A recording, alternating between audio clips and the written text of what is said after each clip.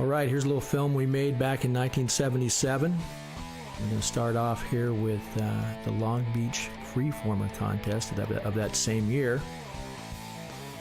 They had a number of events: slalom, freestyle, 360s, high jump. I think I traveled down there with Peyton Huff. This is Bob Jarvis spinning some 360s. He rode for Brewer. He won that day. I think he spun 12. Bob is now a yacht salesman in Newport Beach, I believe.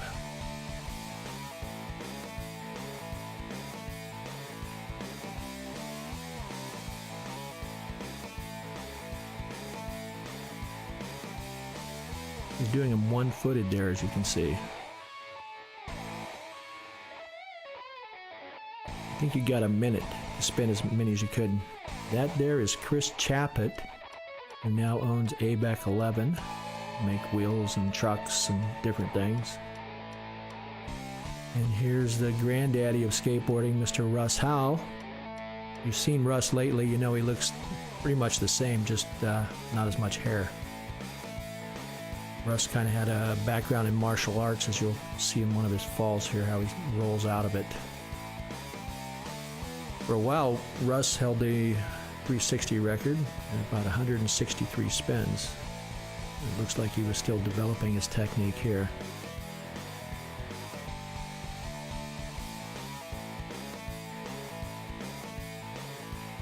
This was all shot on an old Super 8 camera, that's why the quality's not real high.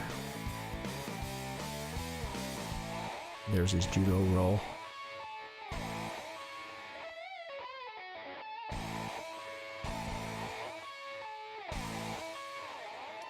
And there's another judo roll. Russ was quite the showman and one of skateboarding's best ambassadors throughout the 70s. Now for a little slalom action. I think that's Bob Skoldberg in the blue. Not sure who's that in the yellow.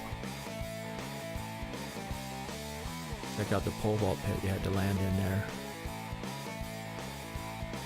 John Hudson in the white shirt. Maybe Greg Ty, I'm not sure how you pronounce his name. Fell. Finish line.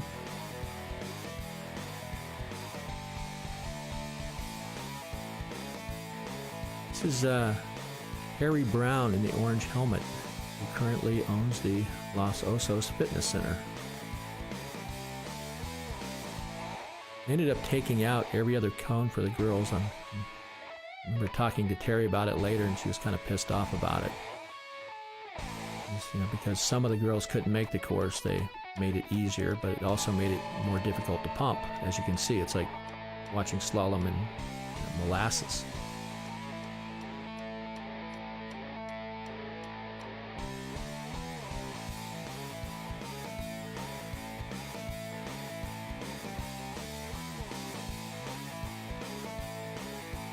I think Judy Oyama was in this contest too, but I'm not sure which one she is here. I haven't seen her yet. Okay, back to the men. In the green, Mr. Bobby Piercy. Not only was he fast, he was stylish.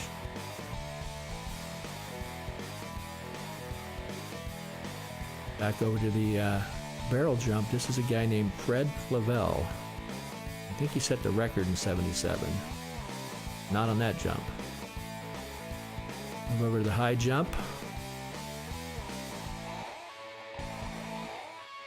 I think this guy's name is Jerry Pattison. Pretty good jumper. You had to land and then roll a certain number of feet. There was a line to be counted as a fair jump. This is Bob Moore. He's a great skater in the 60s and also in the 70s. Now we switch to the Morro Bay Ditch in its glory years, when all three levels were clean and still there. This is Bobby the Bird Sennett, Central Coast rider. The guy in the striped shirt there walking up is Van Carraza. Still lives in the area, teaches surfing. I believe this is Joe Potter. Just went by. He was the oldest guy there. Back in those days, he was 29, we thought he was in his 50s because he had a wife and kids. This is Scott Parsons, ended up riding for Hout Skateboards. Scott was probably one of the better skaters in this area. This is, I think the guy's name is Bear. Ayukas Craig. I can't think of his last name, but rode a longboard when nobody else did. This goofball in the yellow outfit here is me. I was a big Bane fan. My mom made those shorts for me. I thought it was pretty cool. Except for I didn't know how to kick turn.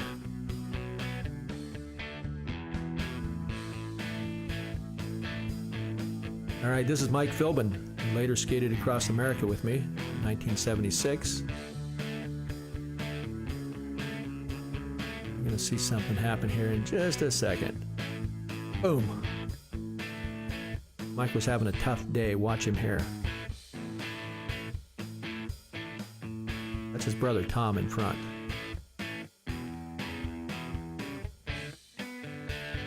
Three guys at a time here.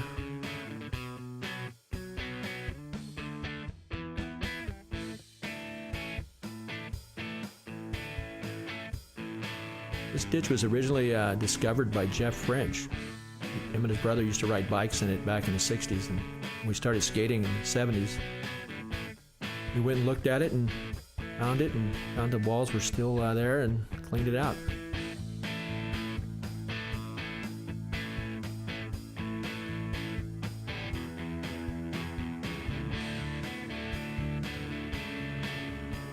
It was my best imitation of a bird.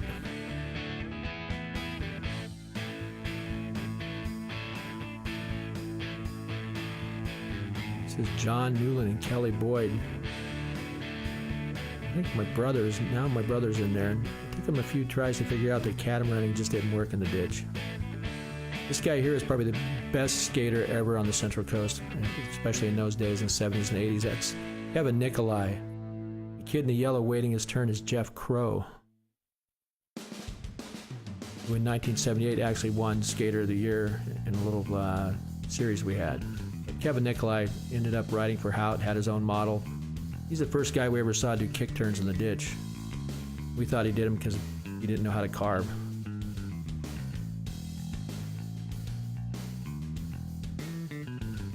But then we figured out that, oh, wait a second, he's coming back up the ditch. His rides are lasting 2 and 3 times as long as ours, so we learned to kick turn pretty quickly.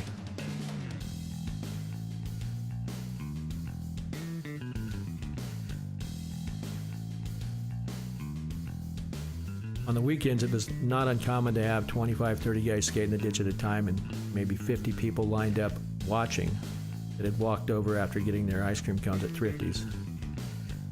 Scott Parsons here.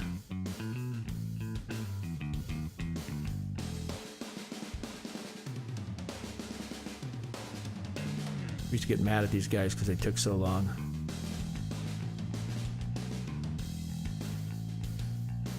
I think the kid in the yellow shirt that just ducked out of the way is Kurt Biscara, who went on to drum professionally on a number of big name albums. And the guy standing on the bluff there is Jim Hall, one of the founders of Central Coast Surfboards.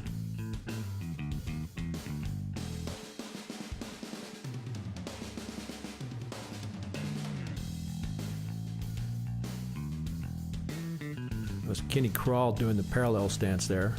Got cut off by Scott.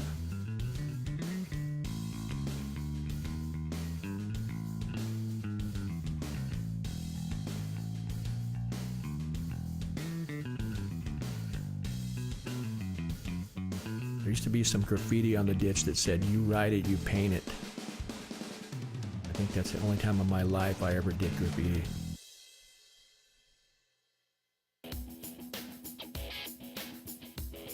This is Nutmeg Street in Morro Bay. I think this guy's name was Kurt Downs or Chris Downs, but he was one of the early guys to bomb Nutmeg. There's this weird little dip at the bottom. You can see him get the wobs there for a sec, but he pulls it off. This guy is Kelly Lynn. And this is a skateboard park in Florida called Skatboard City. Kelly Lim went on to become one of the best skateboarders on the East Coast. This is a very early park. It actually opened a week before Carlsbad did. Jeff French, myself, and Mike Philbin were there after completing our cross-country trip in 1976. And this 11-year-old kid was the best skater there.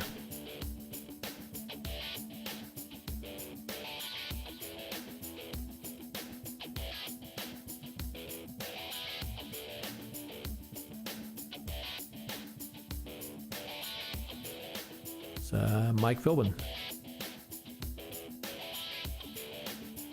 This was the first skateboard park we'd ever ridden.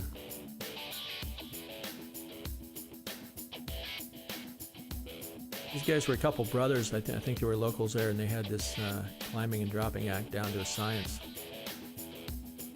Surfing a very long wave.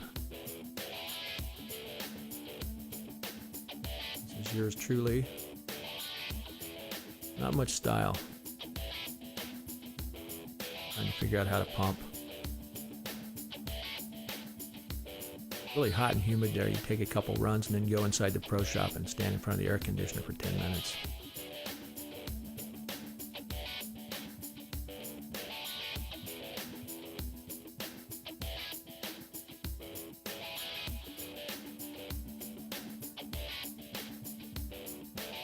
The rumor was that this park was supposed to be called Skateboard City, but when the sign painter painted the sign, he forgot the E, and so they just left it and called it Skatboard City.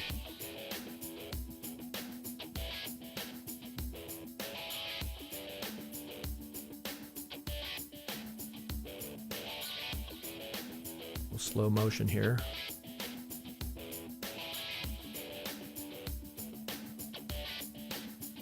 It carves a 360.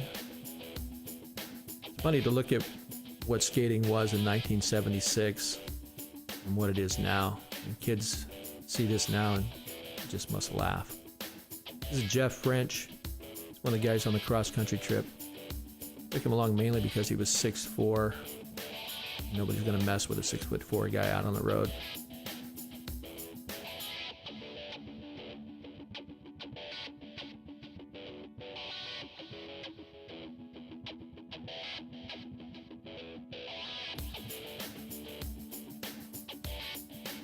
Little special effects here.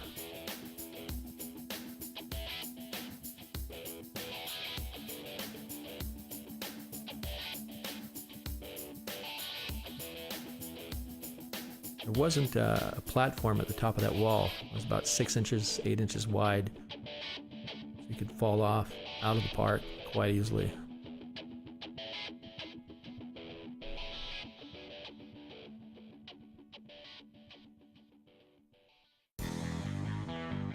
This is Oak Ridge Street in Los Osos, probably 1976, 7, before there were houses, just the streets. Used to have races every Sunday. Cops would actually pull up and just watch. Heard of a catamaran? Well, there's a trimaran for you.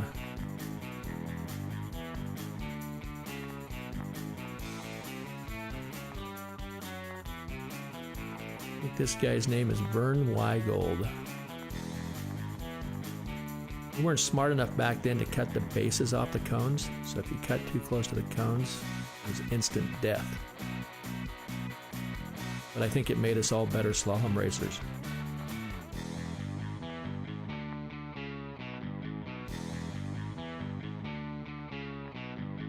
Maybe this is Vern. I think the previous guy was actually Billy Burmeister.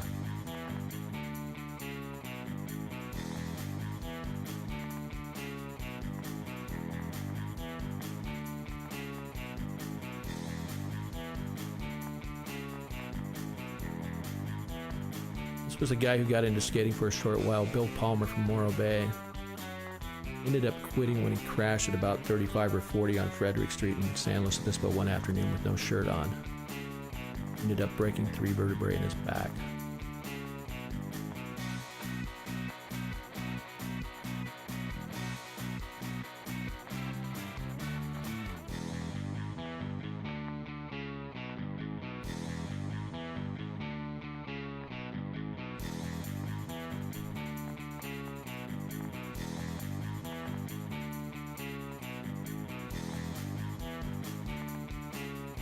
fellow's name was Mark King from San Luis Obispo.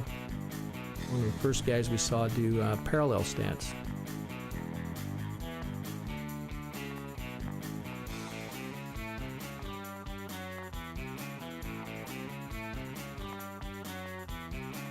This is the San Miguel Bull, discovered by Jeff Crow's dad back in about '75. That's Matt George. This is Jimmy Davey, a second-generation Dogtown guy. This was an old pool in San Miguel that was built to entice the soldiers to come over to San Miguel from Camp Roberts back during World War II. And we found that it had cars in it and washers and dryers, and there was actually a wall there dividing the deep and shallow end. We cleaned it as best we could, and then we showed up one weekend and a farmer had taken everything out for us. This is the Atascadero High School pool. We really had no clue what we were doing. This is at night. We snuck in there. The athletic director later showed up, recognized me, and asked if we were having fun. When I told him we were, he said, "Okay, we'll just lock the gate when you leave." Definitely wouldn't happen that way today. We were still just trying to figure things out. I think I'm riding a Bane there with Road Rider 2s or 4s on it.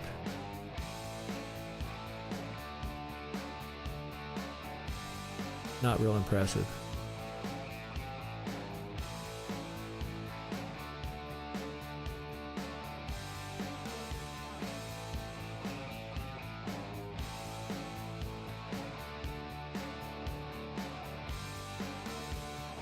This is Peyton Huff, now living in Hawaii.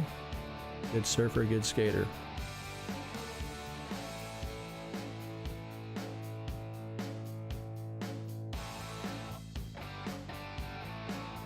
Back in the day, all surf movies ended with a sunset, so we end our skate movie here with a sunset.